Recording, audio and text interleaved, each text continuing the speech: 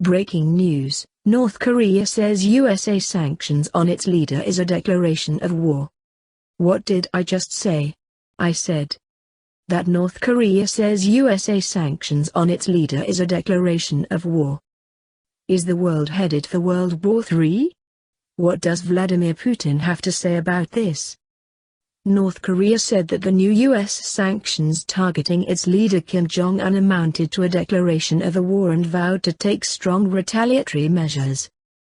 The move by the United States constituted the worst hostility against the North, Pyongyang's foreign ministry said in a statement carried by the official Korean Central News Agency. Washington placed Kim on its sanctions blacklist, calling him directly responsible for a long list of serious human rights abuses. The sanctions are the first that name the country's supreme leader, as well as the first targeting the reclusive state for rights violations. In its first reaction to the move, Pyongyang urged Washington to retract the sanctions immediately, warning that the North would instantly cut off every lever and channel for diplomatic contact between the two countries if the U.S. failed to do so. The U.S. dared challenge the dignity of the DPRK supreme leadership, an act reminiscent of a newborn puppy knowing no fear of a tiger, the statement said, using the official acronym for North Korea. This is the worst hostility and an open declaration of war against the DPRK as it has gone far beyond the confrontation over the human rights issue. Now that the U.S. declared a war on the DPRK, any problem arising in the relations with the U.S. will be handled under the latter's wartime law, it said. Strongly worded retaliation by Pyongyang is not unusual, and it has previously described actions by the U.S. and neighboring South Korea as declarations of war. But the reference to wartime law is rare, and suggests Pyongyang will officially treat the U.S. as if they are engaged in a conflict.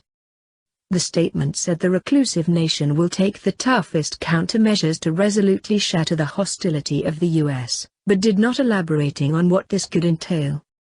Personal insult. 10 other top Pyongyang officials were also blacklisted by the U.S. on Wednesday, accused of being behind widespread abuses that have made North Korea among the world's most repressive countries. South Korea welcomed the move by the U.S., saying it hoped it would shine a light on human rights violations in the North. South Korean analysts had anticipated that the North would react angrily to what they would likely perceive as a personal insult against Kim. Kim, who took power 4.5 years ago after the death of his father Kim Jong-il, is the subject of a personality cult that permeates every aspect of life in the repressive state. There will be a bombardment of diatribes from North Korea against the U.S. as the military, government agencies and various social groups are likely to fall over themselves to prove their loyalty to Kim, Professor Yang Moo-jin of the University of North Korean Studies told AFP.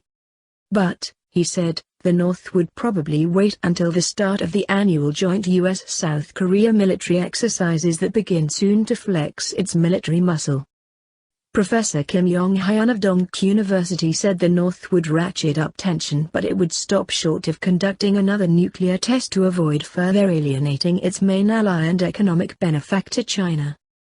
The international community has issued a series of increasingly harsh sanctions on North Korea this year linked to its nuclear program. Pyongyang conducted its fourth nuclear test in January and a missile test, disguised as a satellite launch, in the following month. North Korea's near-incessant saber-rattling and provocative missile launches have resulted in a stern rebuke from one of its few allies, Russia. The regime of Vladimir Putin just warned that continued nuclear threats by Pyongyang could warrant a military invasion. And the Kremlin's stern advisory to the government of Kim Jong-un appears, in a way, to align itself with United States interests. After learning that the U.S. and South Korea would be stepping up joint military exercises, North Korea stated that it would liberate South Korea and strike the American mainland with nuclear weapons should the joint training forces make a minor, threatening movement to overthrow the North Korean leadership. the army and people of the DPRK will launch an all-out offensive to decisively counter the US and its followers' hysterical nuclear war moves to plunge our republic, wrote the Korean Central News Agency, KCNA, when the annual ROK-US joint training was announced. In response to the threats, the Russian Foreign Ministry issued a statement: "We consider it to be absolutely impermissible to make public statements containing threats to deliver some preventive nuclear strikes against opponents." The Kremlin's criticism of Pyongyang's provocation added, "Pyongyang should be aware of the fact that in this way the DPRK will become fully opposed to the international community and will create international legal grounds for using military force against itself in accordance with the right of a state to self-defense enshrined in the United Nations Charter." Washington and Seoul's joint training exercises are their largest ever, with 300,000 South Korean troops and 17,000 United States troops participating, said Moon Sang-kyun, the Defense Ministry's spokesperson, who emphasized that the exercise is solely for defensive purposes. The exercises included rehearsals of surgical strikes on North Korea's main nuclear and missile facilities and decapitation raids by special forces targeting the North's leadership. In its warning to North Korea about nuclear threats to the United States, Russian President Vladimir Putin also condemned the scale of the training, which it says is unprecedented in size and puts military and political pressure on Pyongyang, which no doubt feels concern for its safety. Putin warns Kim Jong-un that making threats of preventive nuclear strikes could create a legal basis for military action against the rogue state. Russia has warned Kim Jong-un to stop threatening to launch nuclear weapons on foreign powers, as it could create a legal basis for military action against North Korea. The Russian warning followed a call by Kim for his military to be prepared to mount preemptive attacks against the US and South Korea and stand ready to use nuclear weapons. US and South Korean troops began large-scale military drills which the North called nuclear war moves and threatened to respond with an all-out offensive. Russia's foreign ministry released a statement on Monday, warning Kim Jong-un to think of the consequences of his nuclear threats. "We consider it to be absolutely impermissible to make public statements containing threats to deliver some preventive nuclear strikes against opponents," a Russian Foreign Ministry statement said, according to NK News. North Korea's Taepodong-class ballistic missiles have an estimated range of more than 6,000 kilometers. Kim Jong-un says North Korea has miniaturized nuclear. Kim Jong-un poses beside possible nuclear warhead mock-up. To maintain their absolute and systematic control, the North Korean authorities are striking back against people using mobile phones to contact family abroad. Pyongyang should be aware of the fact that in this way the Democratic People's Republic of Korea will become fully opposed to the international community and will create international legal grounds for using military force against itself in accordance with the right of a state to self-defense enshrined in the United Nations Charter. The warning from Russia comes as Kim Jong-un announced in state media that North Korea has successfully miniaturized nuclear warheads to mount on ballistic missiles. However, South Korea, which is currently carrying out its largest ever joint military drill with the US on the peninsula, has rubbished the claims. Trigger-happy, Putin has warned North Korean leader Kim Jong-un, pictured last week, to think of the consequences of his nuclear threats. Trigger-happy, Putin has warned North Korean leader Kim Jong-un, pictured last week, to think of the consequences of his nuclear threats. Kim Jong-un's comments were his first direct mention of the claim, made repeatedly in state media, to have successfully miniaturized a nuclear warhead, which has been widely questioned and never independently verified.